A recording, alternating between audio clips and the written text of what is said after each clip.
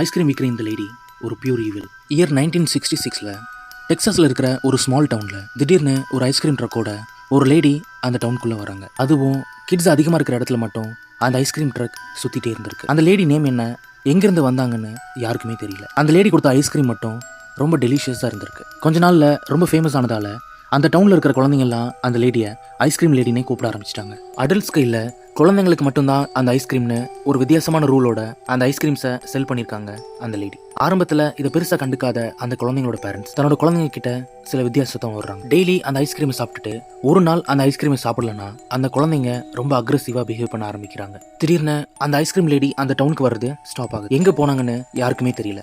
Ice cream சாப்பிடாததால குழந்தைங்க ரொம்ப வியர்டாக behave பண்ணுறாங்க. கையில் கிடைச்ச கல் மண்ணுன்னு எல்லாத்தையும் திங்க ஆரம்பிக்கிறாங்க. டாக்டர்ஸ் குழந்தைங்களோட உடம்புல ஒரு வியர்ட் சப்ஸ்டன்ஸ் இருக்குன்னு கண்டுபிடிக்கிறாங்க. கொஞ்சம் மாசத்துக்கு அப்புறம் இன்னொரு டவுன்ல பெல் சவுண்டோட என்டர் ஆகுது அந்த ஐஸ்கிரீம் ட்ரக்.